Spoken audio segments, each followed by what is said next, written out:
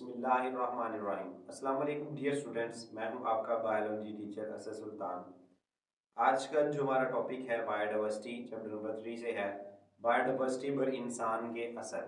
इंसान के जो असरात हैं वो इस तरह इंसानों की जो बढ़ती हुई आबादी है वो बायोडाइवर्सिटी पर असर अंदाज होती जा रही है।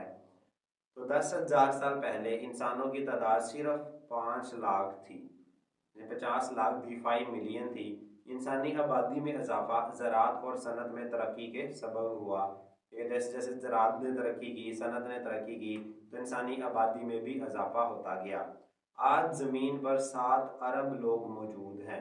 आज दुनिया पर जो है वो 7 अरब लोग रहते हैं। इन सब की ज़िंदगी को बेहतर बनाने के लिए बायोडाइवर्सिटी की बका को शदीद खतरात हैं।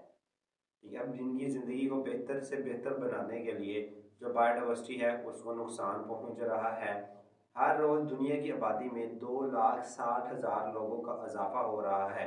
दूसरे लफ्ज़ों में हर मिनट में 180 अफराद का इजाफा। यानी अगर हम कैलकुलेशन देखें तो हर रोज़ तकरीबन 2,60,000 जो लोग हैं वो पैदा हो रहे हैं। अगर मिनट में देखें तो एक मिनट में 180 जो हैं वो लोग, यानी तकरीबन कह लें एक सेकंड में 3 जो हैं वो लोग पैदा हो रहे हैं। ठीक है, तो ये उसके आबादी के बारे में है। अब इनसे बायोडाइवर्सिटी पर असर अंदाज कैसे हो रही है इंसानों की आबादी।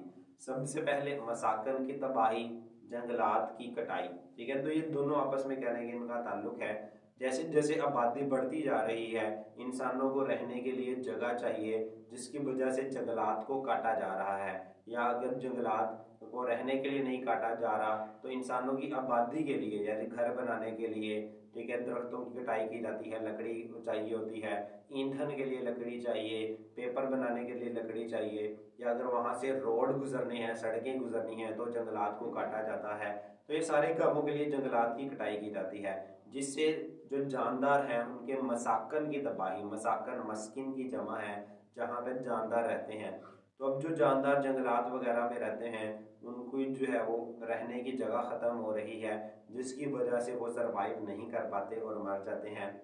ज़्यादा शिकार जो अगेन इंसानों की वजह से ही होता है। इंसान जब ज़्यादा शिकार करते हैं तो बायोडाइवर्सिटी पर असर होता है, उनकी जो है वो तादाद कम होती जा रही है। स्पीशीज़ का मुतारफ़ करवाना या निकालना, स्पीशीज़ को इंट्रोड्यूस करवाना। ठीक है, जब कोई भी स्पीशीज़ नहीं आती है तो अगेन उसका शिकार भी बढ़ जाता है, उसके ऊपर जो है वो जानदार लोगों का जो इंटरेस्ट है वो बढ़ जाता है। ठीक है, तो उससे भी अफेक्ट होता है। पोल्यूशन, अगेन पोल्यूशन भी, उसका भी जो सबसे बड़ा सबब है वो इंसान ही है। इंसानों के बढ़ने से इंडस्ट्रीज ग्रो करती हैं, ट्रैफिक ग्रो करती है, जिससे पोल्यूशन बढ़ती है। पोल्यूशन से भी जो है वो बायोडाइवर्सिटी असर अंदाज होती है। आबो हवा में तब्दीली, तो ये पोल्यूशन का नतीजा ही है। ठीक है, जैसे जैसे पोल्यूशन बढ़ती जाती है आबो हवा में भी तब्दीली पैदा होती है। ठीक है, हवा में जो हवा की कंपोजिशन है, तरकीब, वो चेंज होती है। हवा में बहुत सारी जहरीली गैसें खारिज होती हैं जो इंडस्ट्रीज़ या ट्रैफिक से निकलती हैं। ठीक है, उसके अलावा पानी, जब हम जंगलात काटते हैं तो उससे हवा में नमी कम होती है, बारिशें कम होती हैं, तो आबो हवा भी तब्दील हो जाती है इन सारे नतीजों की वजह से। तो ज़मीन पर बायोडाइवर्सिटी को लाहक सबसे बड़ा खतरा मसाकन की तबाही है।